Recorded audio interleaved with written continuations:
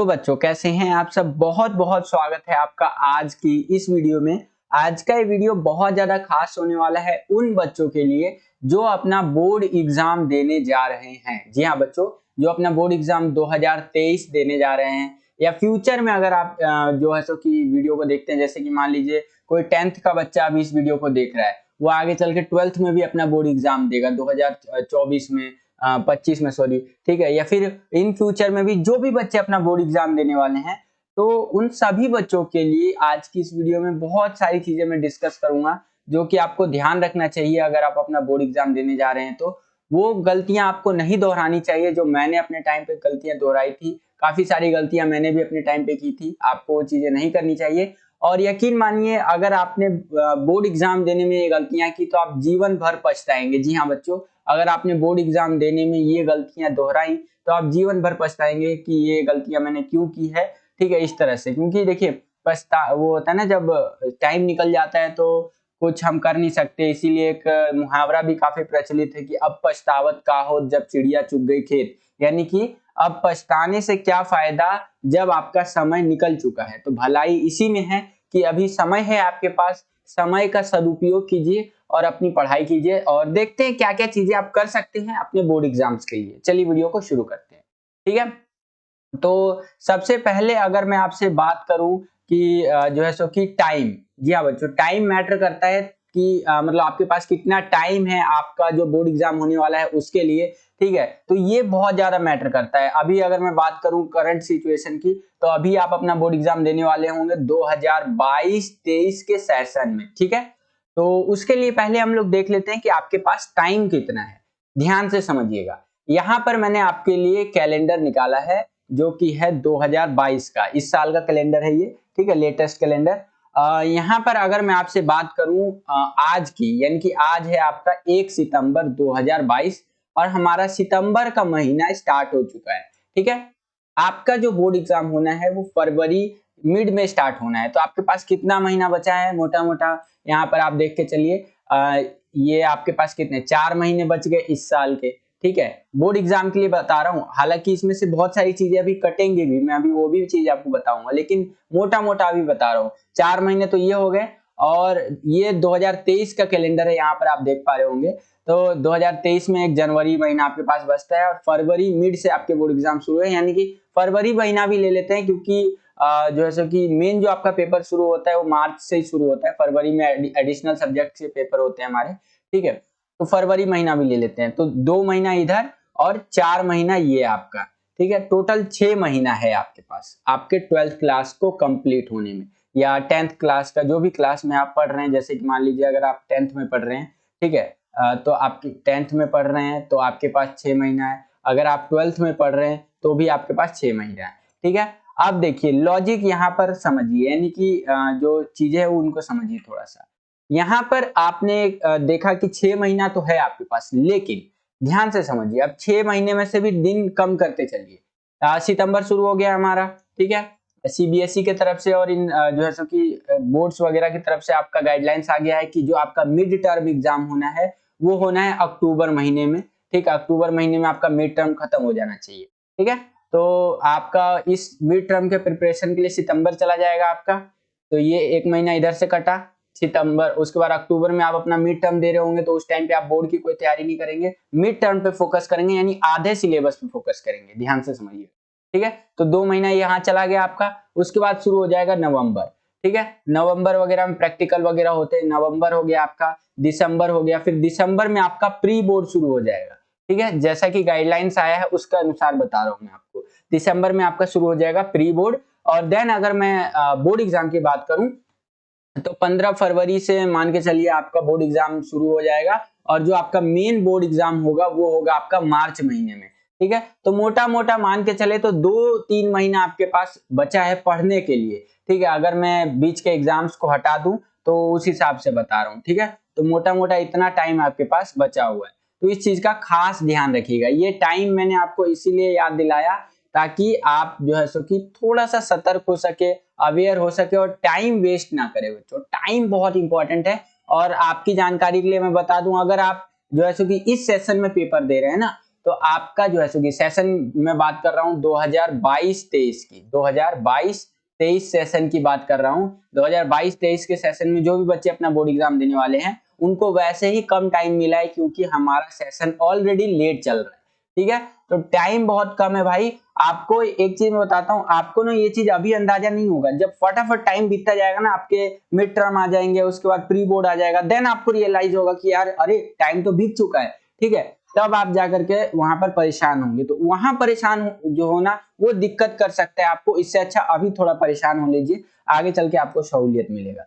समझ रहे हैं ना आप? तो ये आपका कैलेंडर दिखाने का मेन मकसद यही था कि अपने टाइम को वेस्ट मत कीजिए। एक एक मिनट कीमती है यार 12th में तो, ठीक है, या 10th की भी अगर मैं बात करूं तो यहाँ पर बहुत इंपॉर्टेंट है, ये चीजें ध्यान रखिएगा। आगे चलते हैं। अब कुछ टिप्स है जिनको आप फॉलो कर सकते हैं, एक एक करके मैं आपको बताता हूँ। देखिए, अपने नोट्स बनाना शुरू कर दीजिए। ठीक है, जो भी आप पढ़ते हैं कहीं से भी, चाहे आप सपोर्टिंग मटेरियल से पढ़े, एनसीईआरटी से पढ़े, या फिर किसी के नोट्स, किसी और के भी नोट्स को आप पढ़ सकते हैं, ऐसा नहीं है, लेकिन कोशिश कीजिए कि खुद के नोट्स बनाइए। ठीक है, अगर आप खुद के नोट्स बनाएंगे तो वो होता है ना कि अपना बनाया हुआ जो खाना है ना, वो जल भी जाए ना तो भी हमें अच्छा लगता है। ठीक है, और आगे चल के हमारे पास एक्सपीरियंस रहता है कि यार ये चीज को मैं और अच्छे से कैसे कर सकता हूँ। लाइक एग्जांपल के लिए मान लीजिए मैं हूँ, मुझे खाना बनाना नहीं आता, मैंने चावल बनाना शुरू किया या दाल बनाना शुरू किया, सपोज दैट। ठीक है, तो मैंने क्या किया, कुकर में क्या किया, दाल जो है कि चढ़ा दिया। फर्स्ट टाइम बना रहा हूँ मैं, ठीक है, फर्स्ट टाइम बना रहा हूँ और कुकर में दाल चढ़ा दिया और 5 सीटी लगाना है वहां पर मुझे। मान लीजिए मैंने कितने सीटी लगा दिया, 15 सीटी लगा दिया। ठीक है, इससे क्या होगा, दाल जो है ना हलवा बन जाएगा। क्या बन जाएगा, हलवा बन जाएगा, और दाल बिल्कुल खराब हो जाएगा, जल भी सकता है।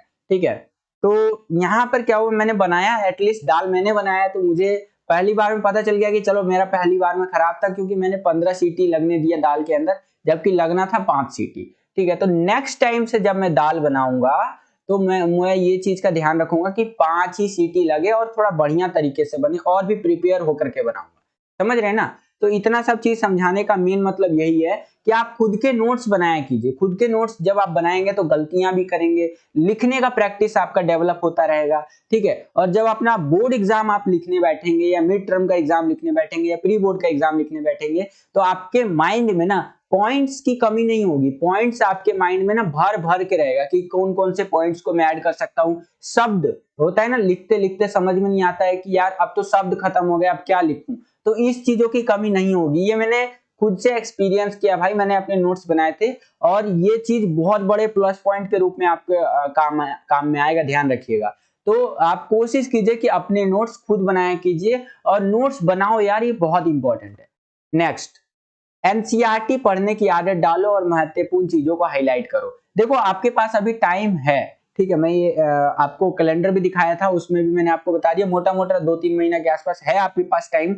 हालांकि बीच में पेपर वगैरह भी होगा, प्रैक्टिकल भी होगा, आपका वाइवा वगैरह जो भी होता है वो तो होगा ही होगा, वो तो आपका भी होगा, आपसे पहले जो सीनियर्स निकले हैं उनका भी हुआ है, और फ्यूचर में जो बच्चे आएंगे उनका भी होता रहेगा वो सब चीजें। लेकिन अब फिर भी अभी आपके पास टाइम है, क्योंकि आपका अभी मिड टर्म एग्जाम होना है, प्री बोर्ड होना है, फिर बोर्ड होना है, तो है टाइम आपके पास। आप क्या कर सकते हैं, एनसीईआरटी को चैप्टर वाइज पढ़ सकते हैं। ठीक है, जब भी आपका मन करे, ठीक है, रात को मन करता है रात को पढ़िए, दिन को मन करता है दिन को पढ़िए। ठीक है, जब भी आपका मन पक करे तब पढ़िए, कोई दिक्कत नहीं है। मैं आपको ये नहीं बोलूंगा कि हाँ भाई सुबह 5 बजे उठ करके पढ़ना शुरू कर दो।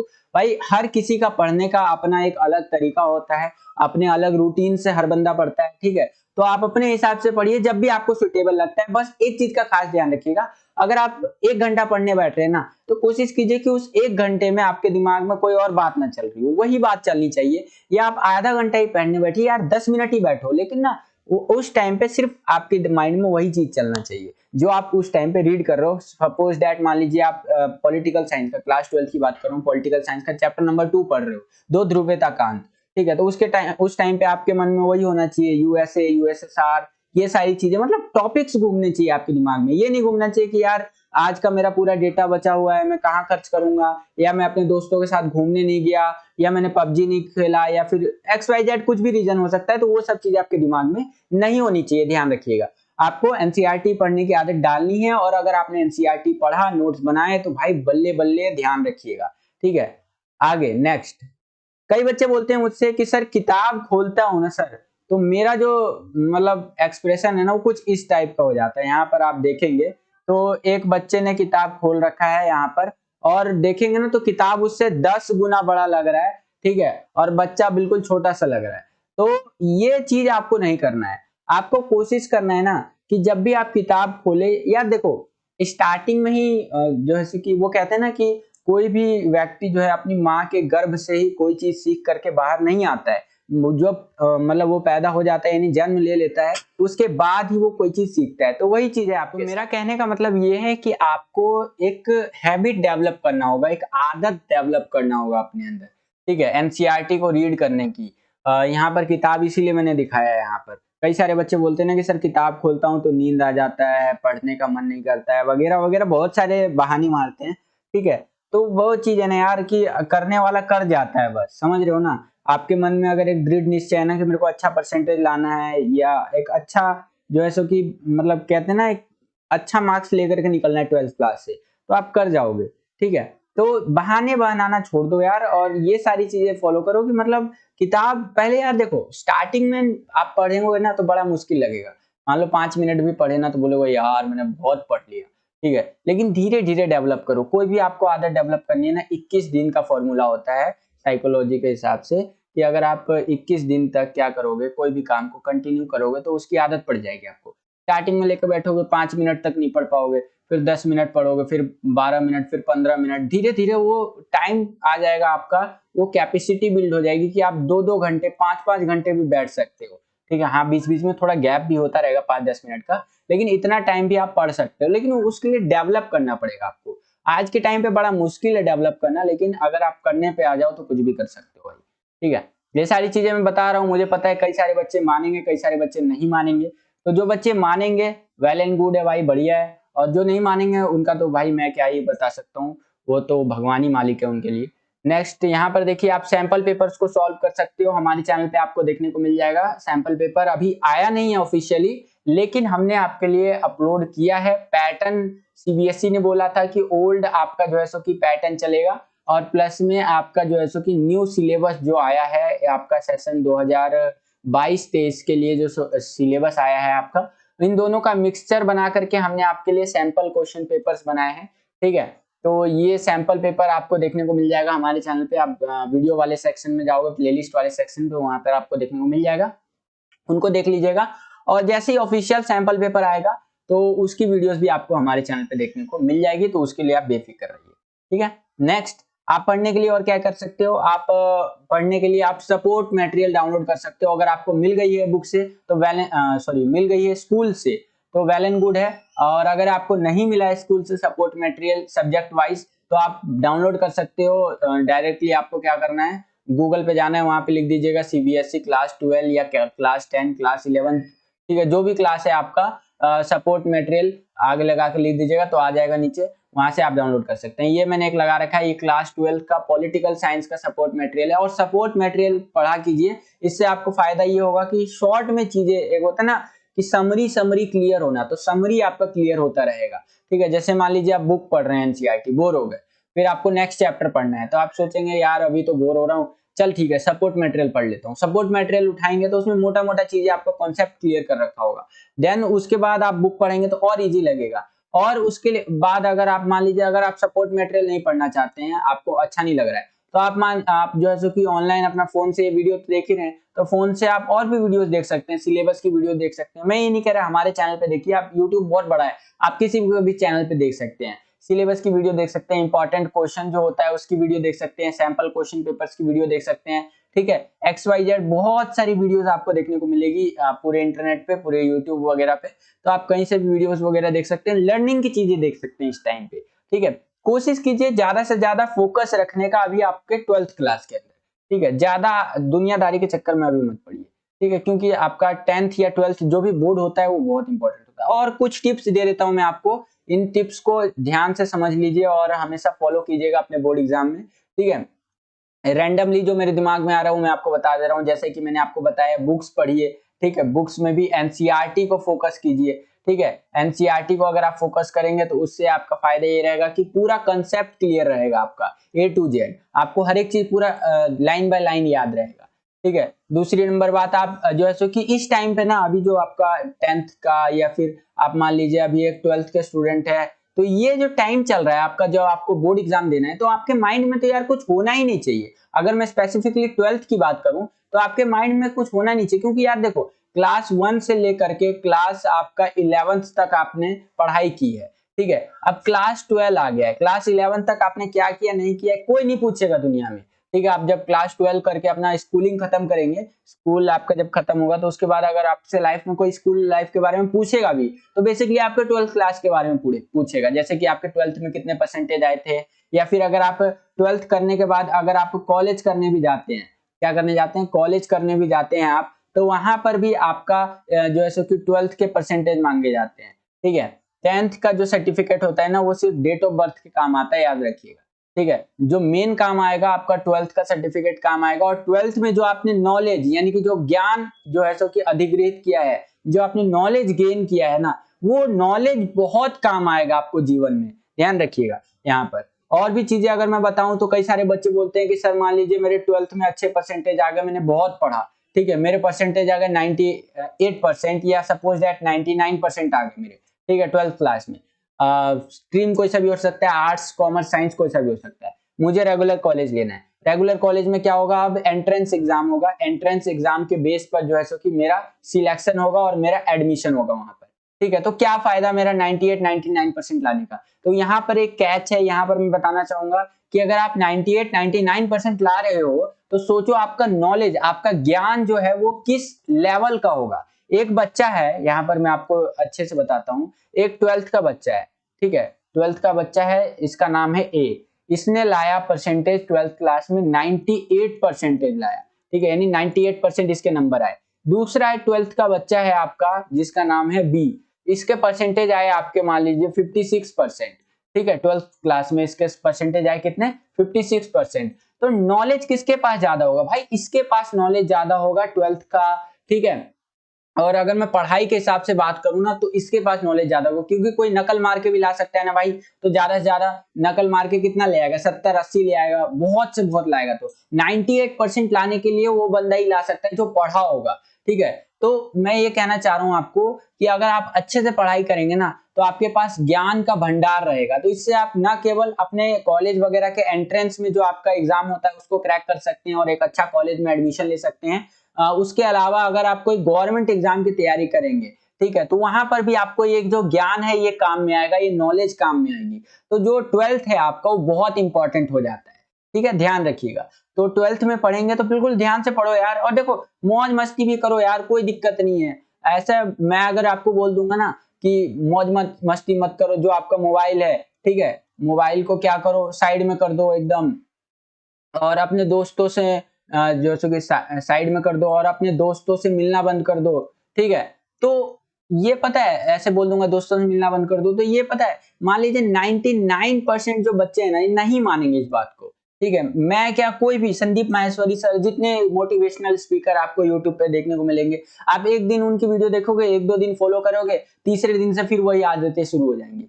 तो कोशिश करो यार, जो चीजें आप अपनी डेली लाइफ में कर रहे हो उनको करते रहो, ठीक है। जैसे मान लो आप बाहर जो है सो कि घूमने जाते हो, बाहर कितना देर घूमने जाते हो, 2 घंटा 3 घंटा 4 घंटा के लिए घूमने जाते हो, तो कोशिश करो थोड़ा टाइम जो है उसको कम करो, 4 घंटे के लिए घूमने जाता हूँ तो 2 घंटे कर दूं, ठीक है, वहां से जो 2 घंटा बचा उसमें से 1 घंटा पढ़ाई कर लूं, और 1 घंटा जो करना है वो करूं घर पे बैठ के, ठीक है, या 2 घंटा पढ़ाई कर लूं। तो मतलब समझ रहे हो ना, आप टाइम निकालो अपने जीवन में से, जो चीजें कर रहे हो ना, जैसे अपना जीवन जो है आपका 12th क्लास का, अगर मैं स्पेसिफिकली ज्यादातर 12th की बात कर रहा हूँ, क्योंकि हमारे चैनल पे 12th के स्टूडेंट्स ज्यादा है, ठीक है, लेकिन 10th के स्टूडेंट्स भी इस चीज को अप्लाई कर सकते हैं। तो यहाँ पर मैं आपको बताना चाहूंगा, जो आपका 12th क्लास का जो लाइफ है या कह लीजिए जीवन है, ठीक है, उसको 2 पार्ट्स में डिवाइड कर दो, पार्ट ए कर लो और पार्ट बी कर लो, ठीक है। पार्ट ए में आपका डेली लाइफ यानी कि जो दैनिक जीवन है उसको रखो, दैनिक जीवन में आप जो चीजें करते हो, खाते हो पीते हो, टीवी देखते हो, ठीक है, टीवी देखा आपने, मोबाइल चलाया, ये भी चलाओ, कोई दिक्कत नहीं है, फ्रेंड्स के साथ घूमने जाओ, कोई दिक्कत नहीं है, खेलो, आउटडोर एक्टिविटी करो, कोई दिक्कत नहीं है, ठीक है। तो एक तो ये आपका जीवन हो गया, ठीक है, और दूसरा जीवन है पढ़ो, ठीक है, सिर्फ एक चीज पढ़ो और कुछ नहीं करना है। अगर आपके जीवन के दूसरे भाग में अगर मैं बात करूं, और 12th क्लास में इस चीज पे थोड़ा ज्यादा ध्यान देने की जरूरत है, क्योंकि आपके पास पूरा जीवन पड़ा है आपका डेली लाइफ बिताने में, टीवी देखने के लिए, मोबाइल चलाने के लिए, फ्रेंड्स के साथ घूमने के लिए, खेलने के लिए, पूरा जीवन पड़ा है। लेकिन एक बार आपका 12th निकल गया तो आपको ये चीज दोबारा नहीं मिलेगा। तो आपको कोशिश करना है इस चीज पे ज्यादा ध्यान देना है आपको, ठीक है, ज्यादा टाइम देना है। एक दिन में आपका प्रोडक्टिविटी जो है, यानी कि काम करने की जो क्षमता है वो 8 घंटे की है, तो 8 में से 4 घंटा इसको देते हो तो 4 घंटा इसको भी दो। अगर मान लो 4 घंटा आप पढ़ाई को नहीं भी दे सकते हो, 3 घंटा ही दे सकते हो, 2 घंटा ही दे सकते हो, तो मतलब कंटिन्यू रहो। ये नहीं कि आज पढ़ लिया, एक हफ्ता 7 दिन पढ़ लिया और 8वें दिन नहीं पढ़ रहा हूँ, दोस्त के यहाँ जाना है, रिश्तेदार के यहाँ जाना है, बर्थडे में जाना है, तो ये सारी चीजें मत करो। समझ रहे हो ना। और भी बहुत सारी चीजें समझाने के लिए, तो लेकिन इतना सारा समझाऊंगा तो आपके दिमाग में जो है सो कि खिचड़ी पक जाएगा। तो मैं आपके दिमाग में खिचड़ी ज्यादा पकाना नहीं चाहता हूँ, इसलिए जो चीज बोला हूँ उसको ज्यादातर फोकस रखो। और एक चीज और बोलना चाहूंगा कि अपने ऊपर बिलीव रखो, अपने ऊपर कहते हैं ना बिलीव इन योरसेल्फ करके होता है, ठीक है। तो खुद पे भरोसा रखो भाई, ऑल इज वेल होगा, यानी कि बोले तो सब बल्ले बल्ले होगा, वो बोलते हैं ना पंजाबियों में, सब चंगा सी, तो होगा यार, बढ़िया होगा, बस करो यार करो। बोलते हैं करने से होता है, तो करने से ही होता है, बोलने से नहीं होता है। करो, अच्छे परसेंटेज लाओ। बात रही हमारी, तो हम भी आपके लिए वीडियोस बनाते ही रहते हैं, और जितना हो पाता है यार हम भी वीडियो बनाते रहते हैं, कोई दिक्कत नहीं है। आप किसी के भी चैनल से वीडियो देखो, पढ़ाई करो, सपोर्ट मटेरियल से, एनसीईआरटी से, अपने टीचर से पढ़ो, बस पढ़ो, रुको मत। एक दिन में कितना भी टाइम आप पढ़ सकते हो, कंटिन्यू रहो चीजों को, और धीरे धीरे, और अदर चीजों को टाइम थोड़ा कम दो, पढ़ाई को टाइम ज्यादा दो 12th में, तो अच्छे नंबर लाओगे। और बस यही था आज का वीडियो। ज्यादा बोलूंगा तो वीडियो भी लंबा हो जाएगा, आप भी बोर होने लग जाओगे। तो जिन बच्चों ने यहाँ तक देख लिया है उनसे रिक्वेस्ट करना चाहूंगा कि वीडियो को लाइक जरूर कीजिएगा। अगर आप हमारे चैनल पर नए आ गए और हमारे चैनल को सब्सक्राइब नहीं किया है तो चैनल को सब्सक्राइब कर लीजिए, लाल कलर का बटन दबा करके, बगल में आपको बेल का आइकन देखने को मिलेगा, इसको प्रेस करके ऑल पे क्लिक कर लीजिएगा। इससे क्या होगा कि हम चैनल पे जो भी नया वीडियो डालेंगे उसका नोटिफिकेशन सबसे पहले आपको मिल जाया करेगा। आज के लिए इतना ही बच्चों, मिलता हूं आपसे अगली और एक्साइटिंग वीडियो में, तब तक के लिए खुश रहिए, खुश रखिए सभी को। जय हिंद, वंदे मातरम।